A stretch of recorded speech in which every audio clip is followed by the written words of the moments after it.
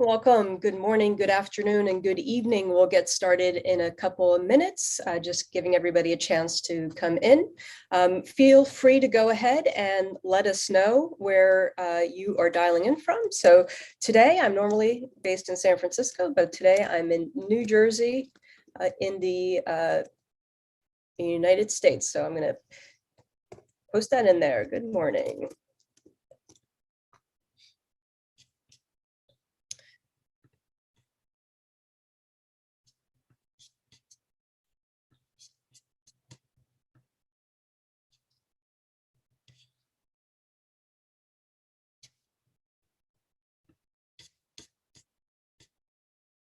All right, Oakland County, Michigan. Welcome, Brett.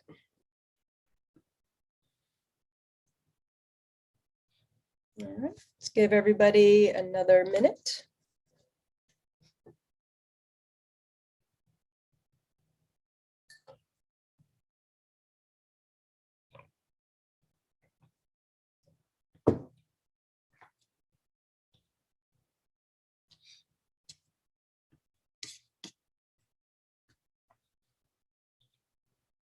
Oh, Sandy, you're also in Jersey. Welcome.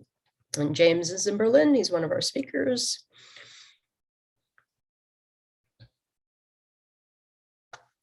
All right, good morning, good afternoon, and good evening for those joining us. We'll get started in another minute.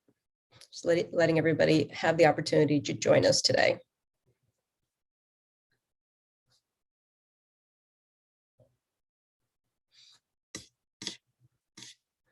Those of you who just joined, feel free to pop into the chat where you're zooming in from today. Give us a little hello. We'd love to see where everybody is from around the world.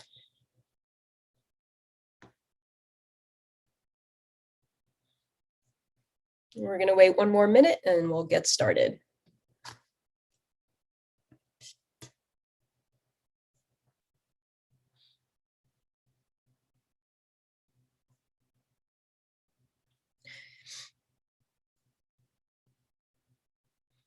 All right, we got Jersey, New Jersey, and Michigan, and Kenya. Hello, welcome from Nairobi. Great to see you. We have Michigan and Massachusetts and London. All right.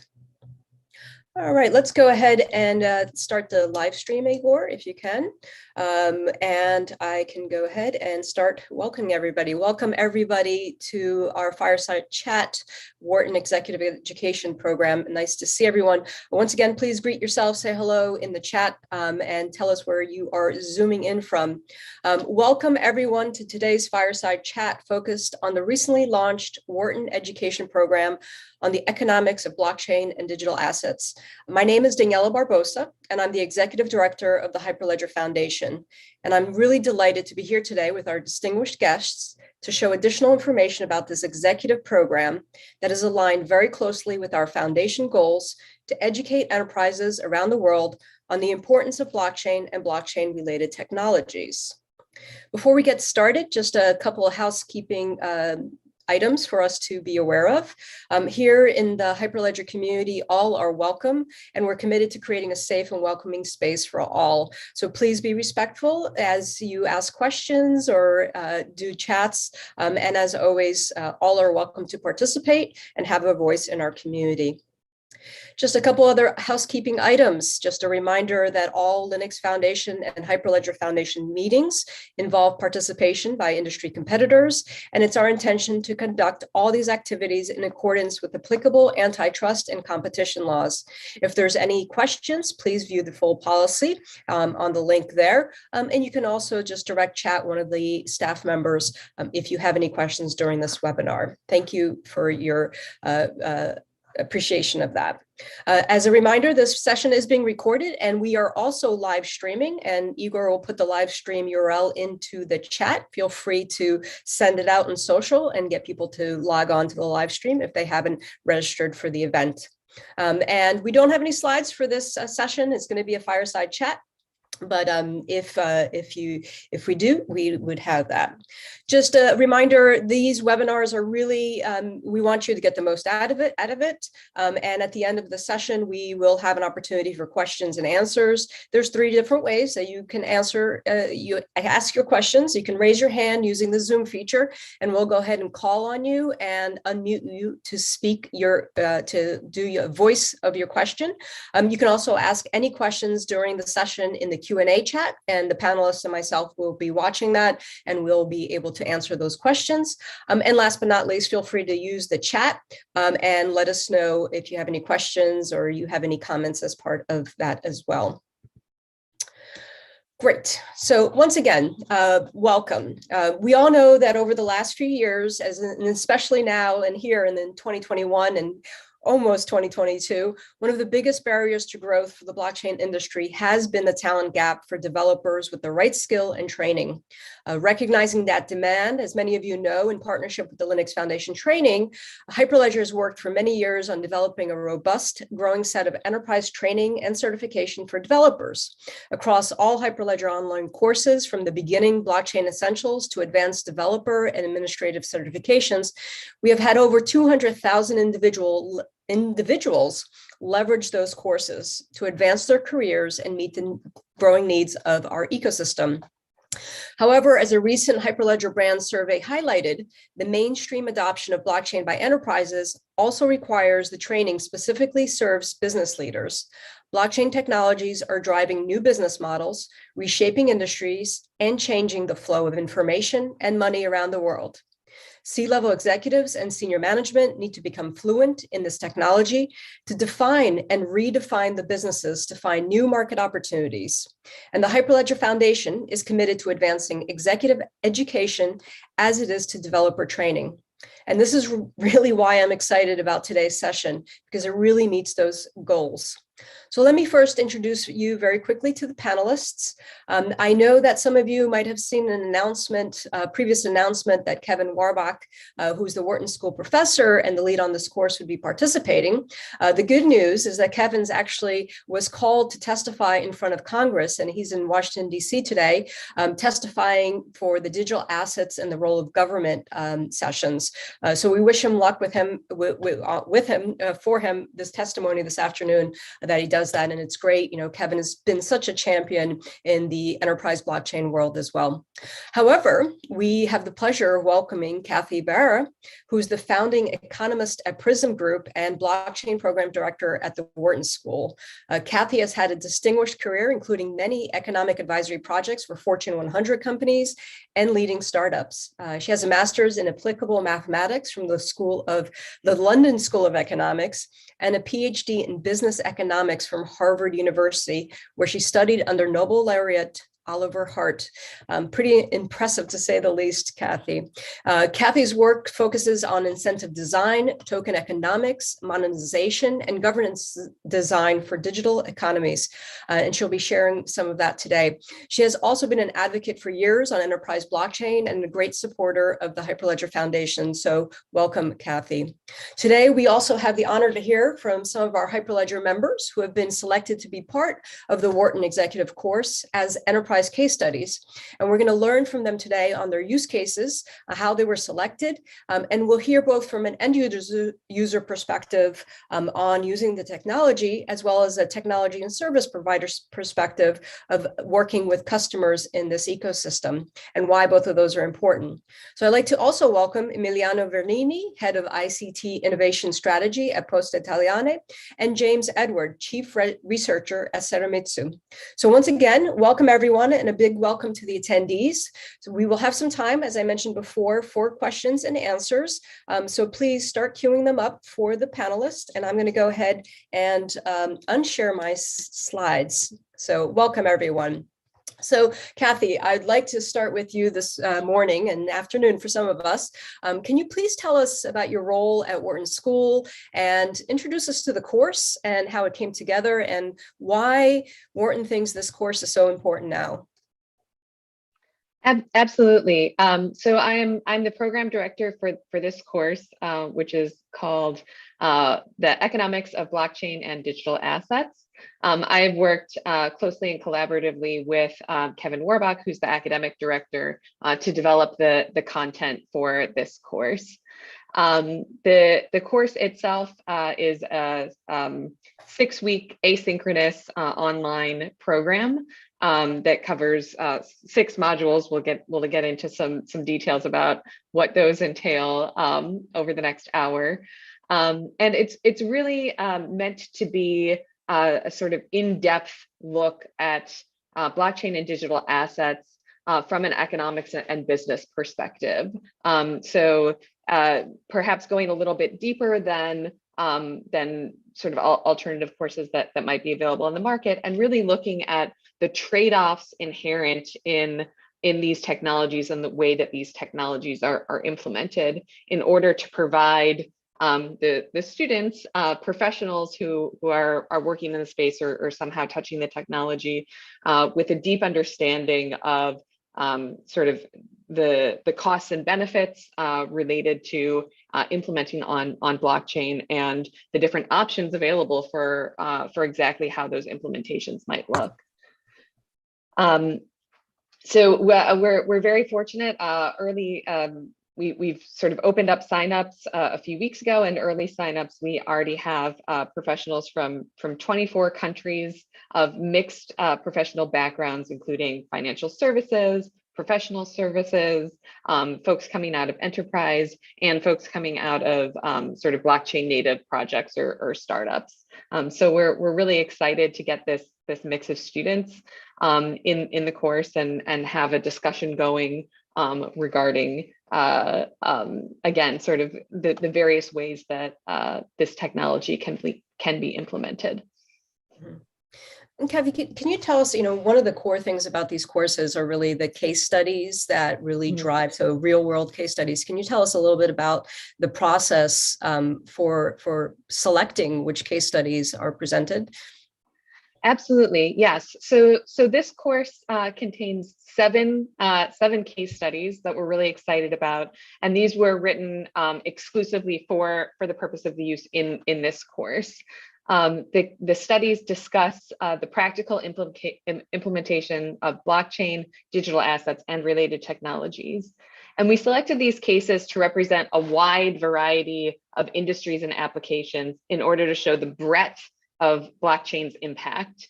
So, and in addition to illustrating the different contexts in which blockchain can be used, each use case also highlights a specific aspect of the technology. So, so today here we have representatives from 2 of our case studies, and those reflect sort of government and public-private enterprise use of blockchain. We also have cases from the permissionless space, including a case about layer 1 blockchain network that focuses on the design of its consensus mechanism.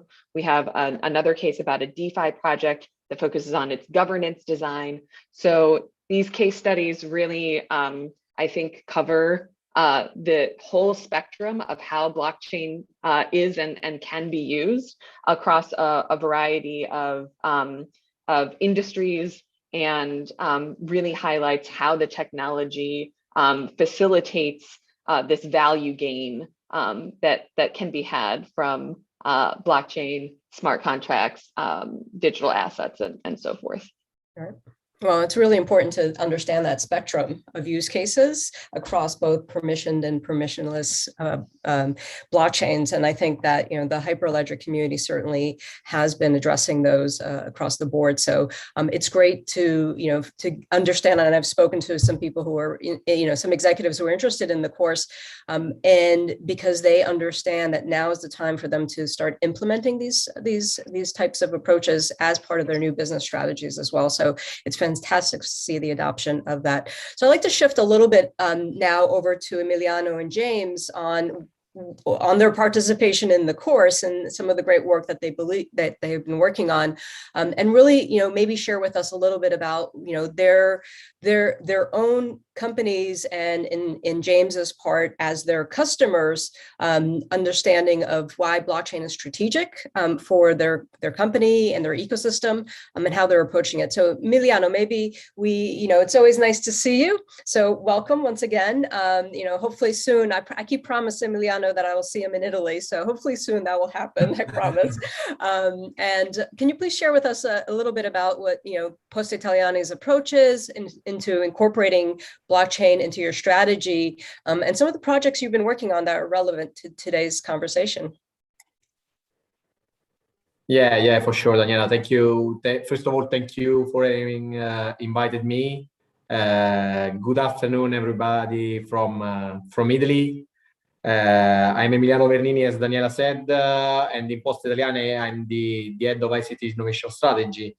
And the mission of my team is to bring new technologies inside the organization in order to speed up our business, create new business models, and also with blockchain, as with every other emerging technology. Our first approach was to start in exploring the technology and in knowing more about the technology in deep. So we started almost 4 years ago, and we spent most of the time working on proof of concept, on pilot project, in order to understand how we can leverage blockchain to innovate our businesses. And as probably most of you knows, as you can understand from the name, Poste Italiane is the biggest logistic operator in Italy. But we are not just a logistic operator. We are a multi-businesses company. We are also a bank. We are the main payment service provider in Italy. We are the biggest digital identity provider in Italy. We are an insurance. So we have the chance to face a lot of different challenges in applying blockchain technologies to very different industries. And so it's really challenging. And but during the year, what I can see is that the approach of the executives and people inside my organization referring to blockchain has been changed over time. Because back in 2017, when we started, I have two different approaches. Some people identified blockchain with Bitcoin and with cryptos. So they were quite skeptical about the application in Poste Italiane because there was lack of regulations, and on the other side, some people wanted to use blockchain for everything. In every project, they put inside blockchain, and these two approaches was quite wrong at the same time. Today, after 4 years trying to work with the blockchain, trying to work with the technology, we spent a lot of times in sharing our experiences with all the company. I can see that there is a different understanding, and we are quite ready to leverage the full potential of blockchains in our businesses, so to have something in production. Mm-hmm. Yeah, I mean, it's 4 years of hard work by you and the rest of your team as technology leaders within Poste Italiane and within your ecosystem in educating those executives. So the change that you see is change that you have created within.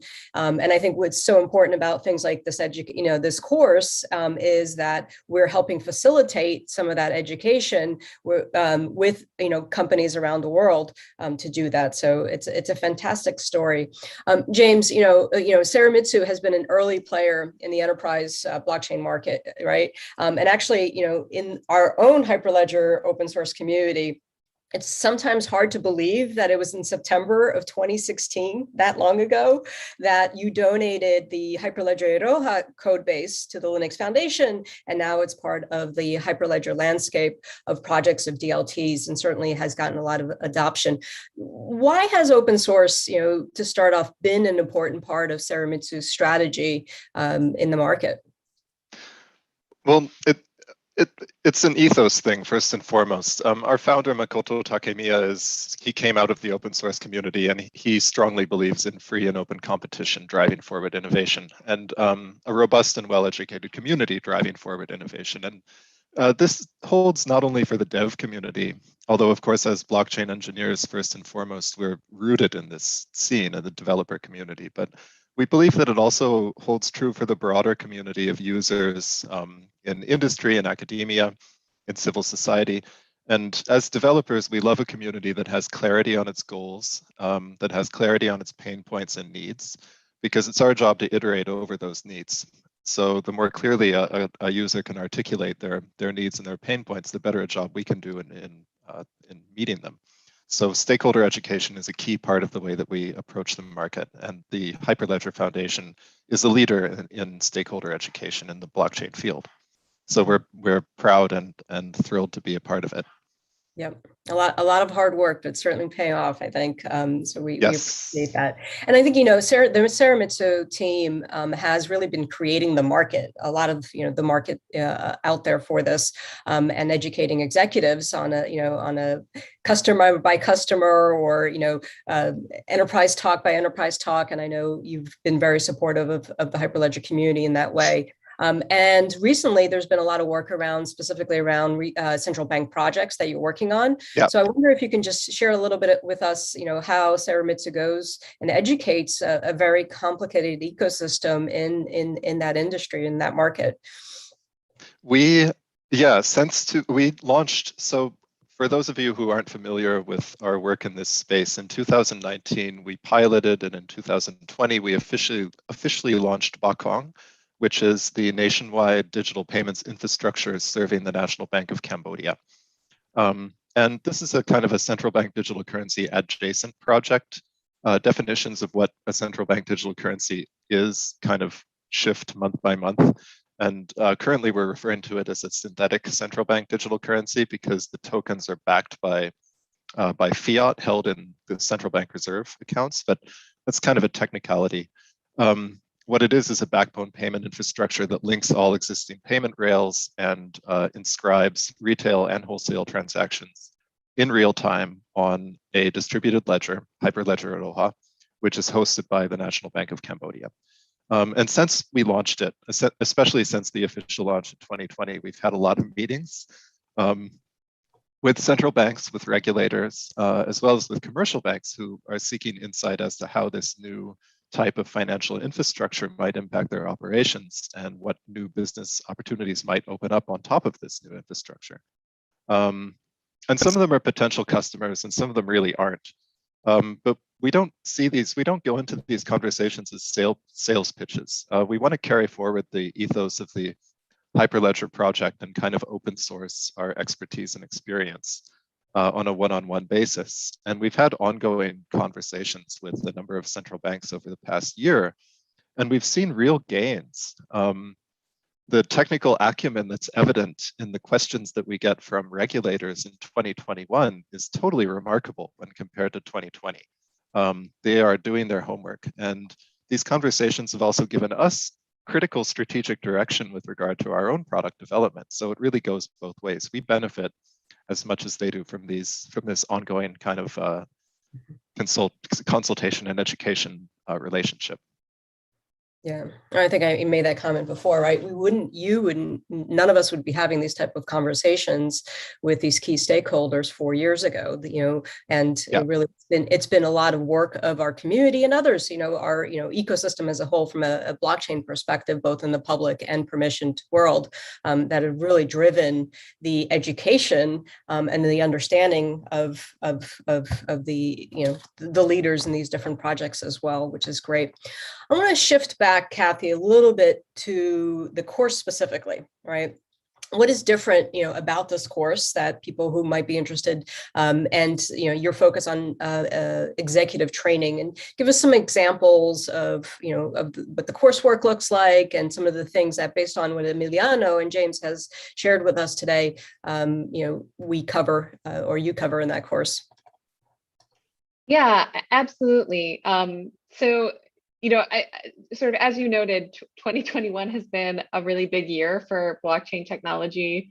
Between the rise of DeFi and the proliferation of NFTs, there's sort of been a lot of news, even sort of setting aside the progress that's being made with regulation and so forth. So this technology is really spreading across a wide variety of industries, and it's starting to, as James alluded to sort of touch people who maybe their own organization isn't even using or implementing a project with blockchain, but they may have to interact with it some other way in their industry or with another partner who is using the technology. So I think that it's becoming even more important that that professionals really understand this technology, and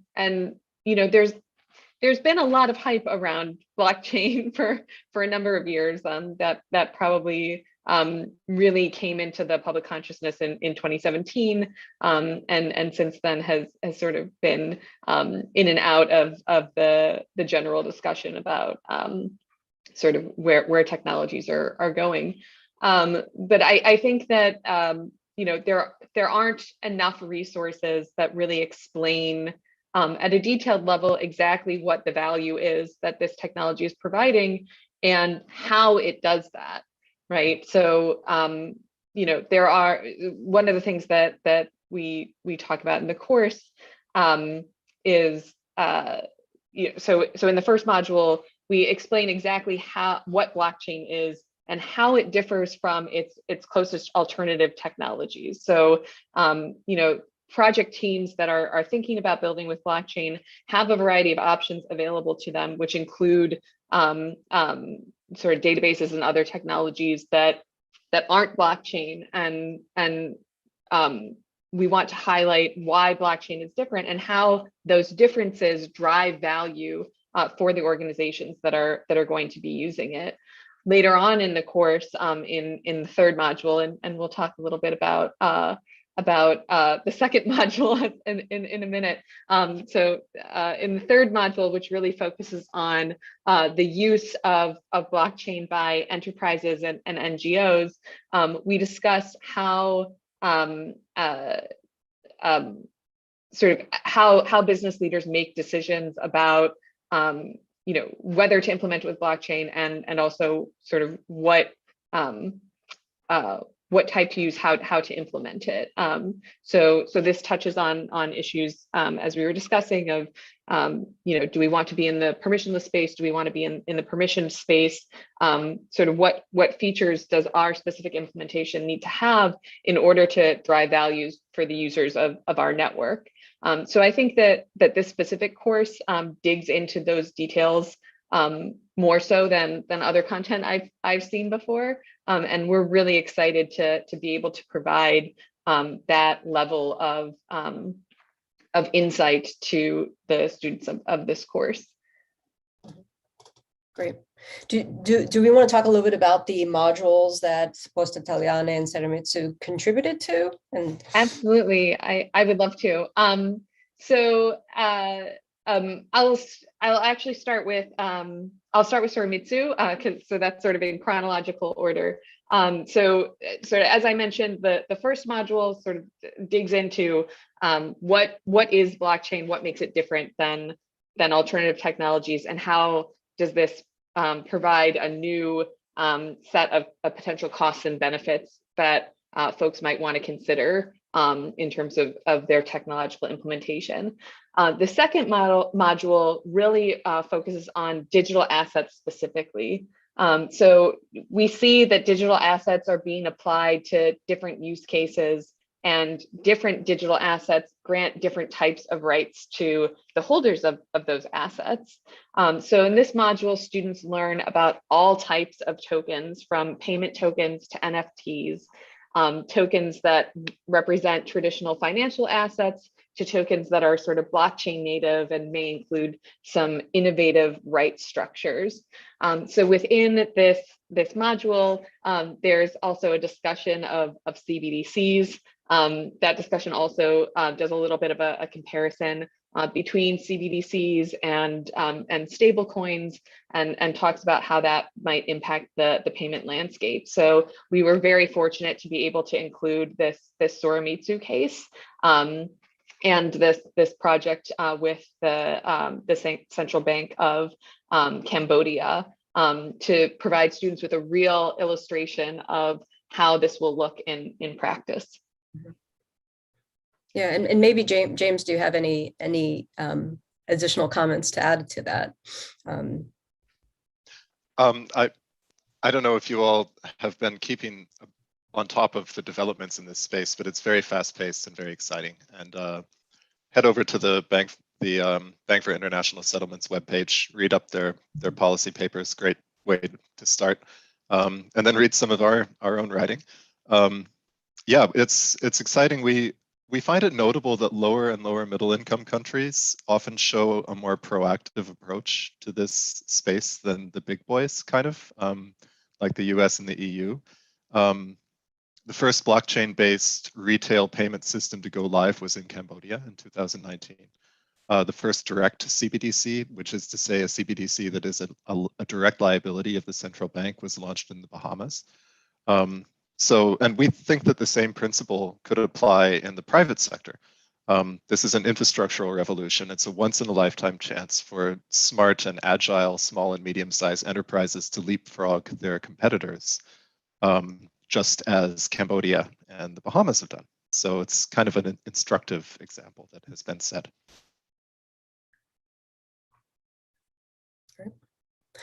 Cathy, do you want to go on to the next module? Yes, absolutely.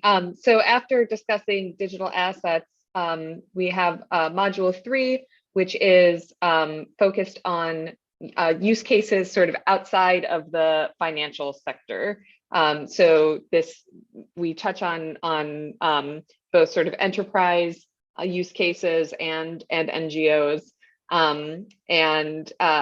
So within the, excuse me, I also should mention, so this module also introduces the topic of smart contracts and discusses how smart contracts can add functionality to blockchain implementations. So within this module, we actually have 2 case studies. It's a longer module because there's so much to discuss. And the first of those 2 case studies is the Poste Italiane case study. So this is in a section of the course that sort of talks about data and sort of digital identity, consumer loyalty programs, issues of data privacy, and how new blockchain implementations are sort of attacking some of these problems and bringing organizations together in order to better serve consumers in the market. And we have this great example of Poste Italiane's loyalty program within that part of the module.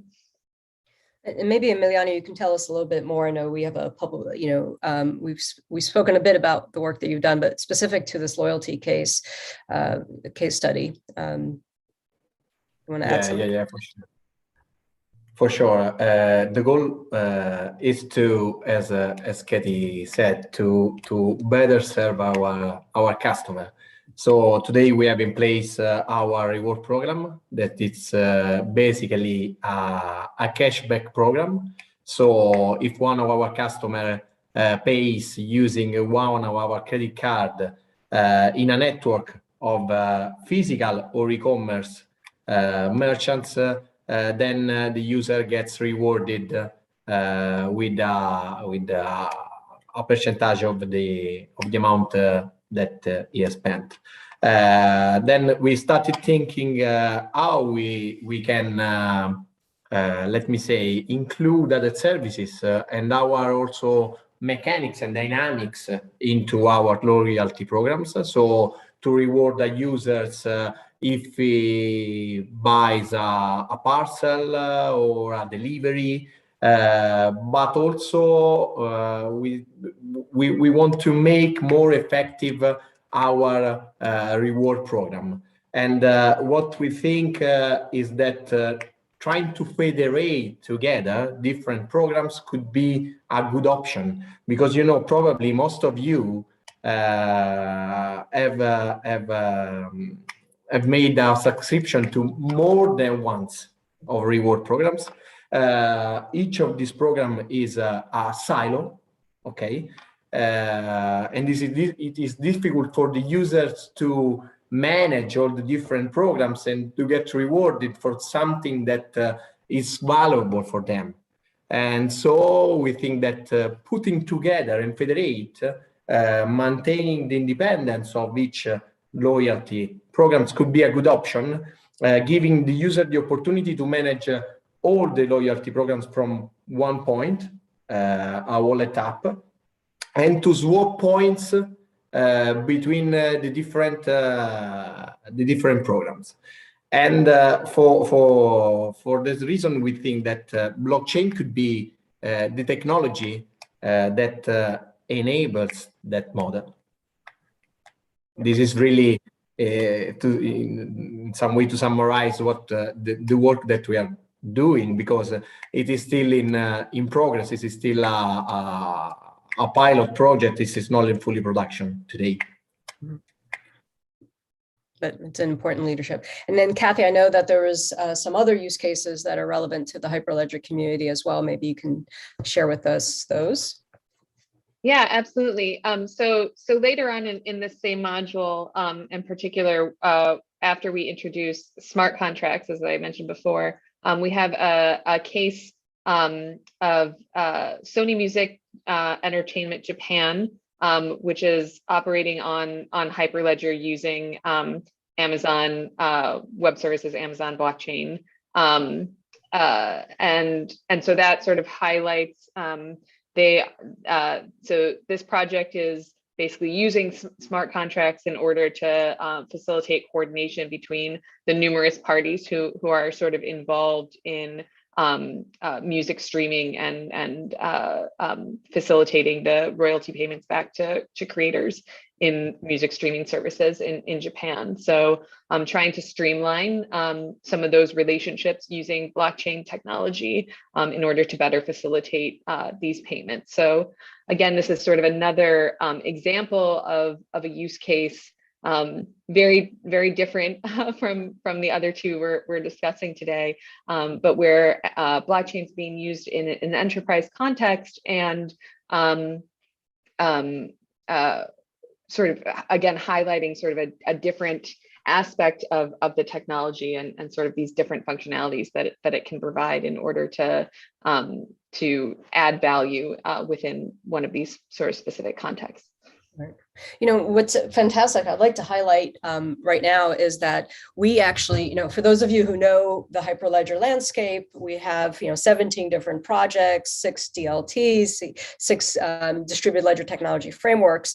And even in this course itself, we have representation on the use cases from 3 of those projects. So we have the Bank of Bakong with Hyperledger Iroha, we have Poste Italiane with Hyperledger Bezu, and then this AWS Sony case study with Hyperledger Fabric.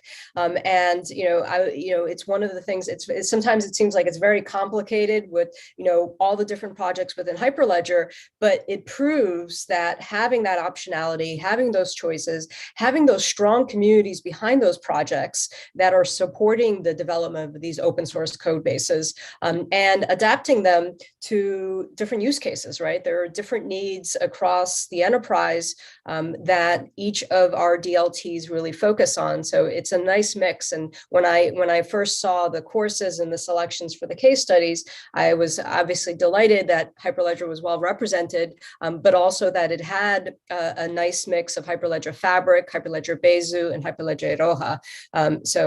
Congratulations, Cathy, for the team in selecting really a comprehensive view of our ecosystem there. So we talked a bit about the case studies that are in the courses, and maybe we can spend a little bit of time talking about other projects that both Emiliano and James are working on that are interesting that based on our discussion today. So James, I'll start with you.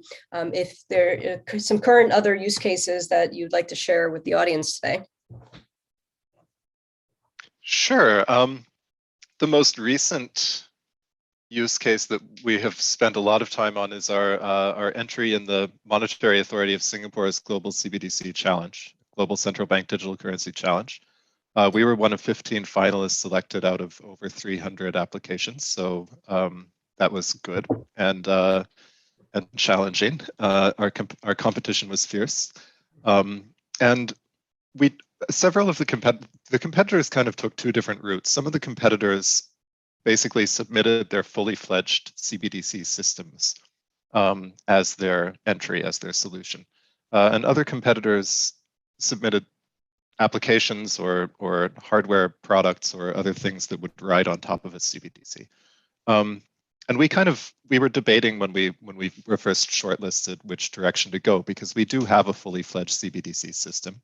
Bakong is a fiat-backed variation on that system.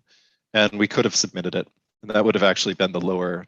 It would have been less work, but we decided to challenge ourselves and go the opposite route. And the reason we did so is because we firmly believe that the business opportunities that accompany CBDC do not begin and end with the construction of CBDC infrastructure itself. There is a massive business opportunity that will grow up around that infrastructure. And you think of, for instance, the telephone grid or wireless grids, wireless network, 5G, whatever. Building the infrastructure is only the first step. Building on top of the infrastructure is where things start to get really exciting. So we decided to develop an overlay application that worked on top of a CBDC or worked on top of Bakong, the fiat-backed variation.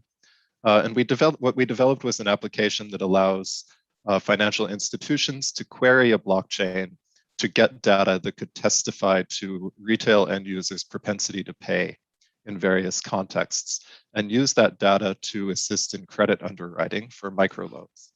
Because currently the process by which microloan underwriting is done in developing countries is extremely inefficient. Often it involves like literally sending someone out to the person's house with a paper checklist to check off boxes of what property they own.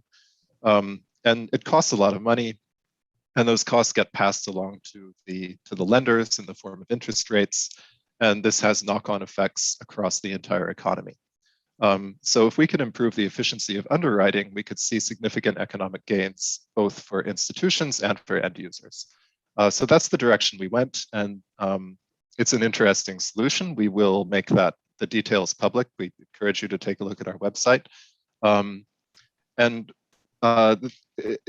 What makes it interesting is that we developed it in such a way that it uses Booleans, it uses true-false queries. So a credit institution, a lending institution, can gain propensity to pay data relevant to a specific underwriting task without having to see the actual transaction record. So it preserves the privacy of the users while simultaneously meeting the needs of the financial institution. And this is the kind of solution that we think we will need to build expertise in going forward, developing for a CBDC or a comparable blockchain-driven infrastructure, because the amount of data out there is vast. The capacity to misuse that data is also vast. Companies will have to pay attention to the risk of data monopoly, to the benefits and also the drawbacks associated with network effects at scale. So the challenge gave us an opportunity to think through these things in a very pragmatic, user-oriented way. So that's one example. Another example, which also has to do with data sharing and privacy protection. We're working with a consortium of telcos to develop a blockchain-based fraud intelligence sharing system. So telcos can report fraudulent activity, log it on the blockchain. Their contributions are tokenized, and they can use the tokens to access premium services like analytics of the fraud data that has been submitted by both their own, by them and by other peers. So this will incentivize contribution, because obviously this kind of data sharing platform, we tend to have a free rider problem. People will come in and access the data without actually contributing. So tokenization helps us to solve that free rider problem. And it also helps us to integrate the data itself with the analytical services which are actually allowing the telcos to act on this data and to mitigate the risks associated with fraud and to block the fraudulent numbers. So that's another data sharing privacy kind of balance project that we're working on. We have a couple of other things in the pipeline that I'm not really allowed to talk about. You guys always do. It's great. Right? I love, and James and I had a conversation about this yesterday, just the specifically on the CBDCs, it's solving one specific option, problem, but it's also creating whole new markets. So Saramitsu is certainly ahead of the game in thinking about those markets and how the technologies is going to benefit those. Emiliano, I know you've done a lot of work outside of loyalty points as well at Poste Italiane. Can you tell us a little bit about some of those other projects you've been working on? Yeah, for sure. We are working actually on two main projects. One is named IBSI. IBSI stands for Italian Blockchain Services Infrastructure. We are working with other companies and public organizations in Italy to build a blockchain infrastructure to develop services of public interest, and this is a way to sustain and speed up the digitalization of the Italian country.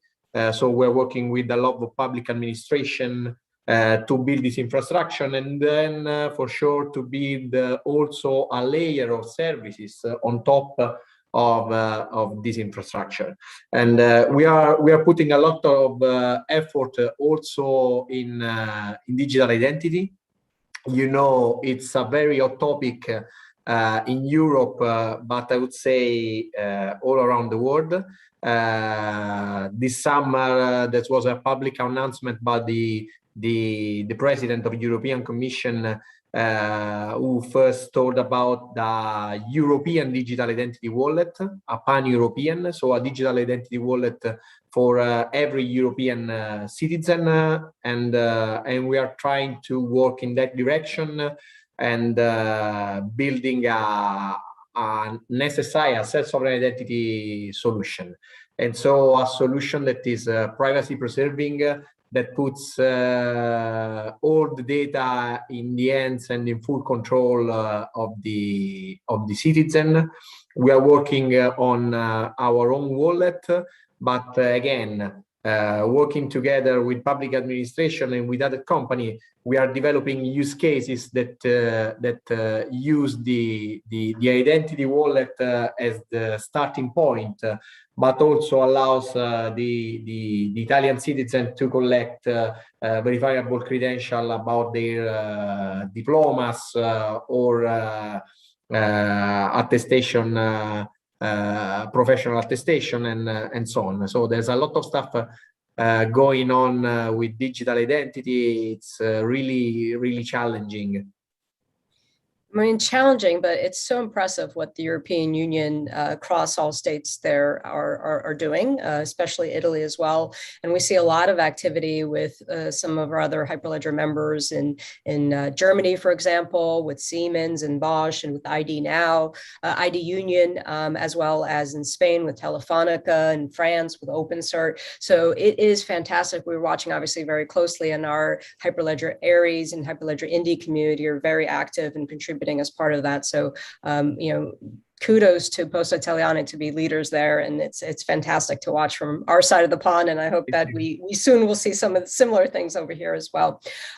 Cathy, maybe one of the things we've focused, the last 50 minutes or so talking about Hyperledger specific use cases in the courses. Tell us a little bit more about some of the other course content that people should be interested in. Hyperledger today is really the continuum, whether it's DeFi or NFTs or a lot of these projects we're involved in as well. What are the other things that the students for this course will learn about? Yeah.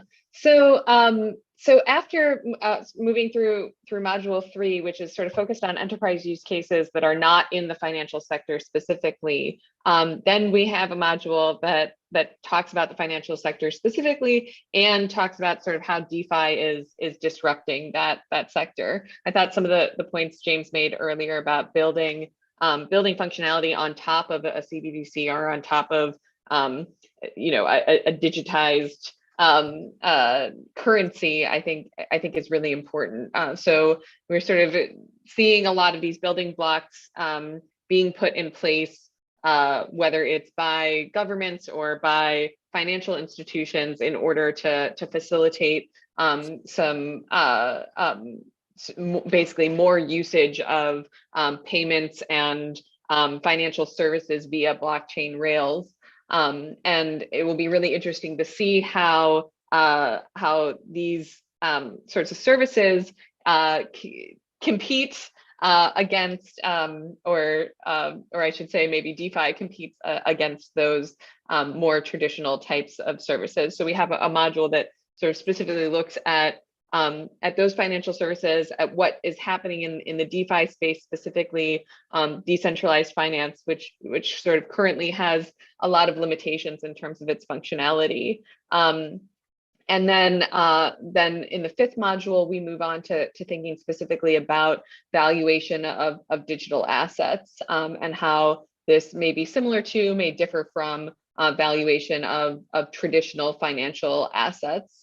So sort of reflecting back on module 2 of the course, all sorts of digital assets grant the users different rights. That has an impact on what does the demand for that token look like? What is it about the token that people are going to value specifically? And we present for the first time methodology for looking at the fundamental value of a token. So we're really excited to present that content in an educational setting. So folks can sort of start thinking rigorously about how to value these assets and how that might compare to the types of financial assets that we've seen historically.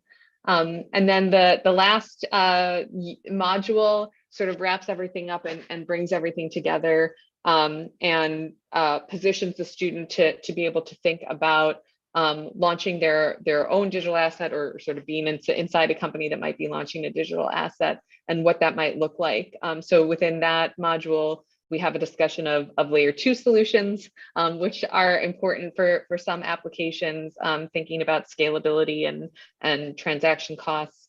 And we also have a unit that looks at regulation, not just in the US, although there's a lot of activity by a lot of different regulatory bodies within the US, but also globally, since these assets, of course, move across borders. And so all of those things have an impact on how a startup or a company might think about implementing these technologies and how to get the most out of them. So we really want to position students across industries to be able to think critically about the technology, and be able to make choices about how to implement it and how to best serve their customers or end users. I think the one other thing that I want to highlight is that this course gives continuous education units, so that makes it eligible for reimbursement by a lot of employers. So that's, I think, a win-win for a lot of enterprises who need to get their employees up to speed on this technology as it proliferates across industries. So we're really looking forward to welcoming cohort of students across a variety of industries, across a variety of countries. We already have, as I mentioned, a very diverse student body in the early signups, and we're looking forward to welcoming more students from those diverse backgrounds. All right. And I think, an important aspect of what you just said, Cathy, is, not some enterprises are not going to be ready to implement some of these, technologies and use cases. But as executives, as you think about your 5 to 10 to 20-year strategies, this is just a required education piece of it as well. So we're excited about all the education that's going to go on, and makes our job much easier as well in out there in the ecosystem. Great. I think we have a couple of questions. We have a couple of minutes for questions. Once again, if you have a question, please raise your hand. If you want to do a voice question, go ahead and pop it into the Q&A or in the chat, and we'll do that. There was a question, James, I think from Elizabeth Green specifically. There was a question about understanding the IBSA. I think you meant the report that you referenced earlier. Can you just clarify that?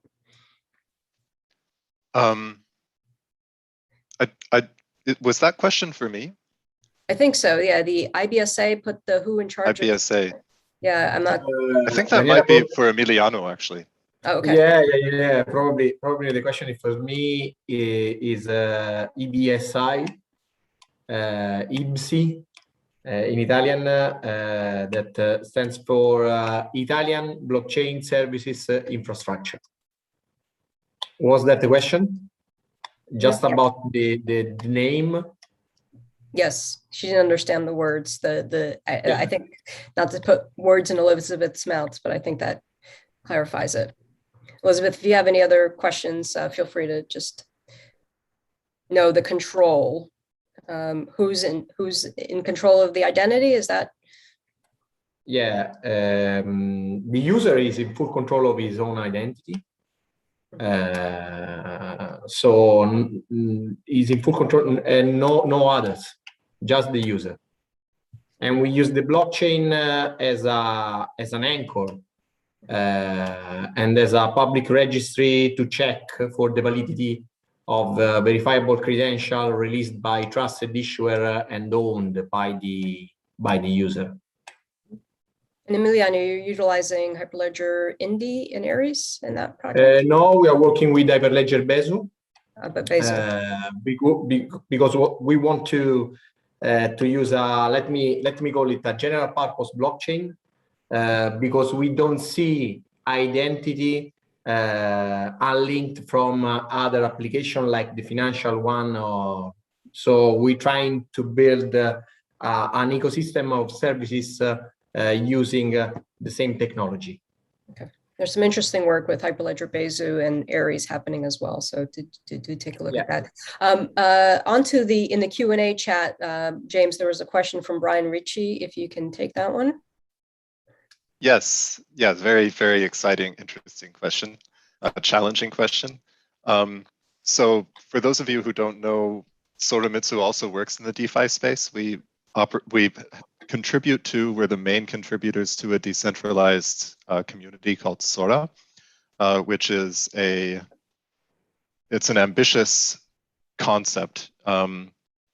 Basically, the concept is of a decentralized central bank, wherein a body of Sora citizens, of peers who are chosen via the procedure of sortition, the classical Greek democratic procedure of sortition, can make decisions as to the creation of new tokens, new assets, and the allocation of those assets for productive purposes, specifically for projects that are put forward and proposed by the community. So it incorporates some aspects of crowd loans or crowdfunding. It incorporates some aspects of a decentralized autonomous organization. It's a very interesting project, and I encourage you to check it out. And if it were to really take off, then yes, it would be a competitor to central banks, to the traditional model of by which currency is issued and put into circulation and regulated and utilized. But we don't see that necessarily as a fight on which you have to take a side. A lot of the most radical social innovations, like democracy itself, grew up in the margins of other dominant social institutions. Democracy revitalized and grew up in cities and large towns in Europe under the auspices of feudalism, of centralized monarchies, etc. And eventually it outcompeted those dominant systems and gained the upper hand and became the dominant system itself. We're firm believers in competition. And we see the future financial landscape as one in which, on the one hand, the adoption of DLTs by governments and traditional institutions like central banks, it will improve the security and resilience of critical infrastructure. It will enable more public participation in decision making. It'll enable more public participation in resource allocation. It'll bring more people into the financial system. But then on the other hand, the growth of decentralized economic and political communities in parallel to those traditional systems will open up new possibilities for self-organized value creation and self-governance, kind of in the cracks and on the margins.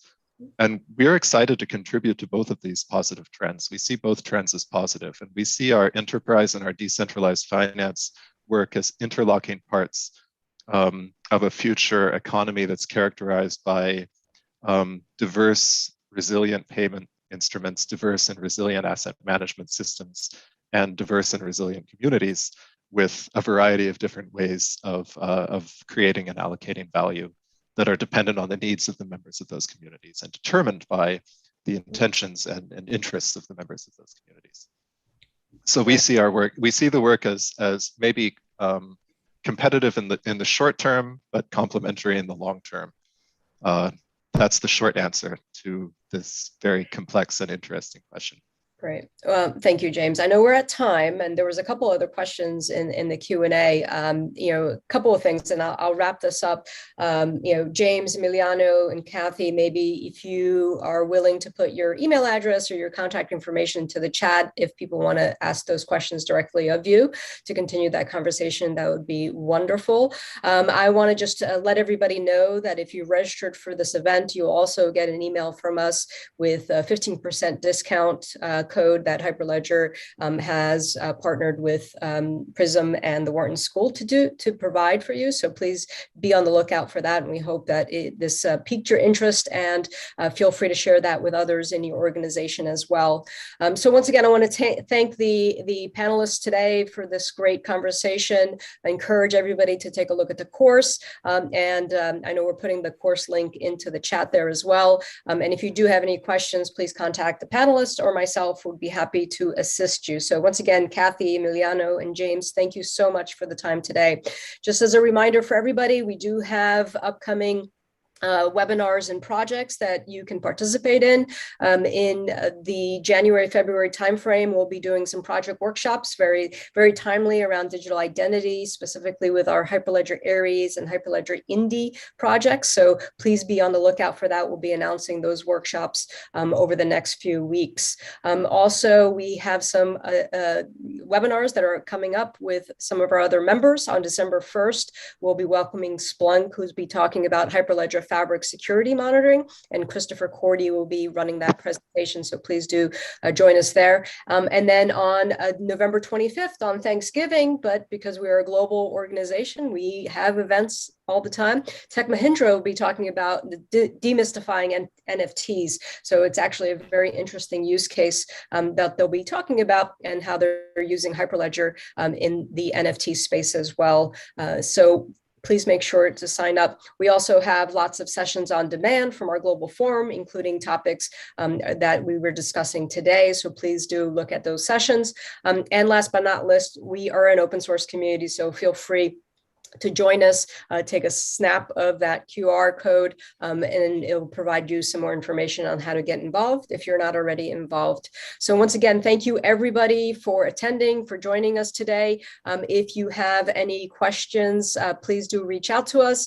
And thank you for watching and participating in today's Hyperledger webinar.